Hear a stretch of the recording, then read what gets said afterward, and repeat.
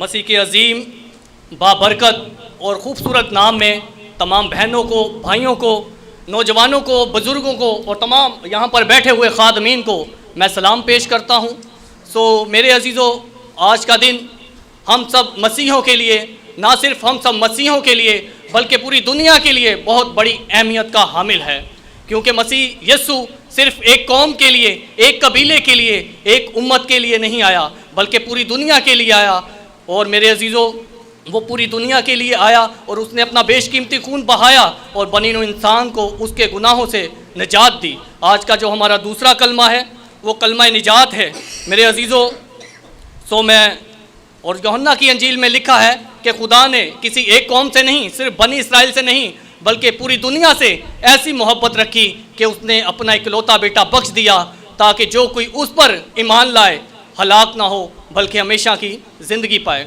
मैं नहायत ही शुक्रगुज़ार हूँ खुदा के खादम जनाब पास्टर AP जोशवा का, जो हमारे उस्ताद भी हैं, हमारे बड़े भाई भी हैं और बहुत अच्छे दोस्त भी हैं। उन्होंने मुझ नाचीज़ को इस लायक, इस काबिल समझा और मौका दिया ताकि मैं भी खुदा के कलाम की खिदमत को सर अंजाम दे सकूँ, खुदा के कलाम को पेश कर सकूँ। मेरे अजीज़ों, हम थोड़ी सी देर के लिए खुदा के पाक कलाम में से देखेंगे। आज का जो हमारा दूसरा कलमा है वो कलमा निजात है। मेरे अजीज़ों, शरीयत जो है वो गुनाह को उजागर करती है और मसीहत माफ़ी पर जोर देती है। गुनाह एक ऐसी बीमारी है जिसका इलाज दुनिया के किसी डॉक्टर के पास नहीं बल्कि मसीहत ही इस बीमारी का इलाज है। ये इलाज कैसे मुमकिन हुआ? गुनाह तो हम देखते हैं, गुनाह तो बागे अदन ही से शुरू हो गया था और खुदा इंसान से प्यार करता है, इसीलिए उसने उसे पुरसकून जगह पर रखा। खुदा नहीं चाहता था कि उसके बनाए हुए हाथ का इंसान हलाक हो, मर जाए, बीमारी, इस गुनाह की बीमारी में मर जाए। इसीलिए उसने अपने इकलौते बेटे खुदावंद यीशु मसीह को इस दुनिया में भेजा। और मेरे अजीज़ों, जब उसने भेजा और मुकद्दसा मरियम को जब फरिश्ता खुशखबरी सुनाता है, खुशखबरी देता है, तो कहता है कि तू उसका नाम यीशु रखना, क्योंकि वही अपने लोगों को उनके गुनाहों से निजात देगा। आए आज हम थोड़े से वक्त के लिए, वक्त को मद्देनज़र रखते हुए दूसरे कलमे को सीखेंगे, जो हमारा आज का दूसरा कलमा है, कलमा निजात है।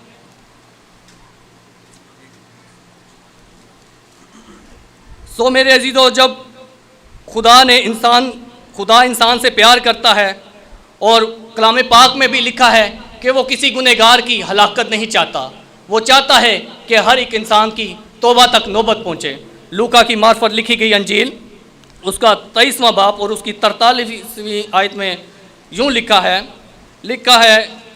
उसने उससे कहा कि मैं तुझसे सच कहता हूँ कि आज ही तू मेरे साथ फिरदौस में होगा।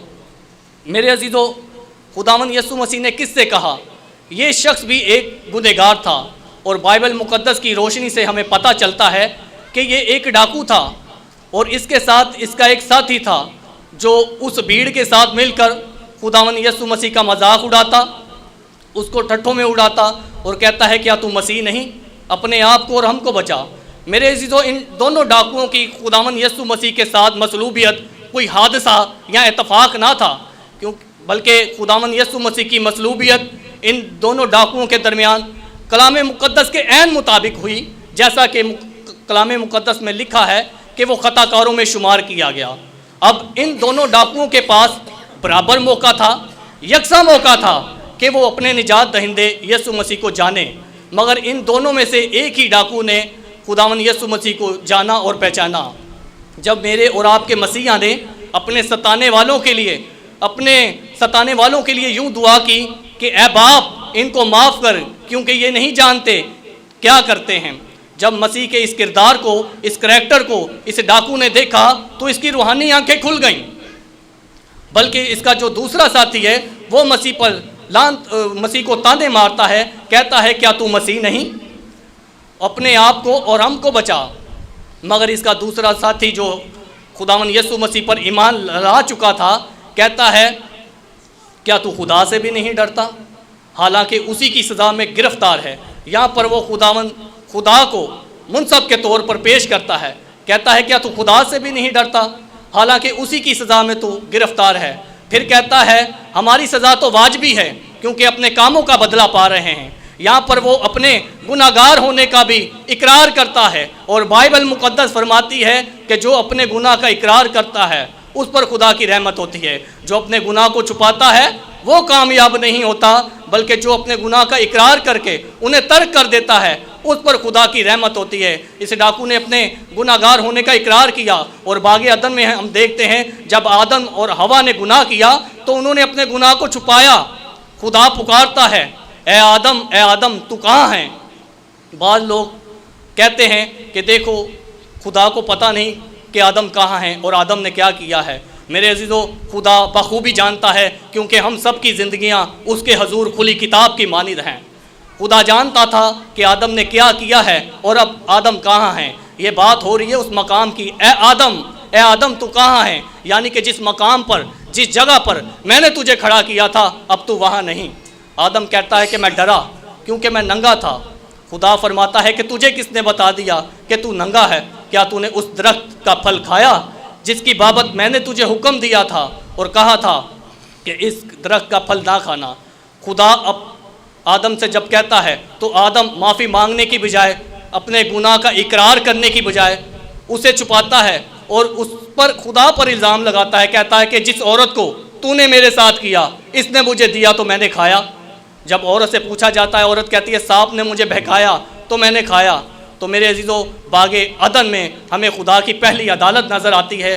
खुदा बहैसियत जज उन्हें सज़ा सुनाता है और वो सज़ा क्या है हम सब बखूबी जानते हैं। औरत से कहा तो कि तू दर्द के साथ बच्चे जनेगी, और मर्द से कहा तू खून पसीने की रोटी कमा के खाएगा, और सांप से कहा कि तू अपने पेट, उम्र भर अपने पेट के बल चलेगा और अपनी खाक चाटेगा। और ये तीनों सज़ाएँ आज तक इस दुनिया में कायम और दायम हैं। मगर जो मसीह यीशु पर ईमान ले आता है वो मौत में से निकलकर ज़िंदगी में आ जाता है। रोमियो के ख़त में लिखा है कि बस अब जो मसीह यीशु में हैं उन पर सज़ा का हुक्म नहीं। मेरे अजीज़ों, मज़हब में होना और बात है और मसीह में होना और बात।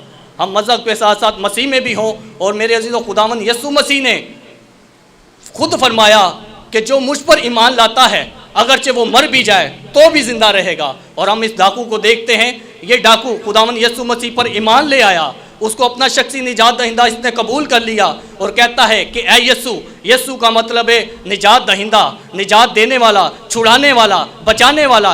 कहता है कि ए यीशु, जब तू अपनी बादशाही में आए उसके बादशाह होने का इकरार भी करता है, उसे अपनी ज़िंदगी का बादशाह भी तस्लीम करता है। कहता है कि ए यीशु, जब तू अपनी बादशाही में आए तो मुझे याद करना। सो मसीह में मेरे अजीज़ों, खुदावंद यीशु मसीह भी उसे यकीन दहानी कराते हुए फरमाते हैं, कहते हैं कि मैं तुझसे सच कहता हूँ कि आज ही तू मेरे साथ फिरदौस में होगा। सो आए हम सब अपने सरों को झुकाएं, अपनी आंखों को बंद करें और इस कलाम की रोशनी में दुआ करें, खुदावंद का शुक्र करें। मेरे अज़ीज़ों, ये दोनों डाकू हमारे सामने नमूना है। एक ने तौबा की और मंजूर हुआ और दूसरा संग दिलों के लिए, सख्त दिलों के लिए नमूना बन गया। सब अपने सरों को झुकाएं, तमाम आंखें खुदावंद की हजूरी में बंद हो जाएं और सब दुआ मांगें और खुदावंद का शुक्र करें। मेरे अजीज़ों, खुदावंद का दर खुला है माफ़ी के लिए। आएँ, अगर हम भी तौबा के हाजतमंद हैं, ज़रूरतमंद हैं, तो ज़रूर अपने गुनाहों का इकरार करें, क्योंकि वो जो अपने गुनाह को छुपाता है वो कामयाब नहीं होता।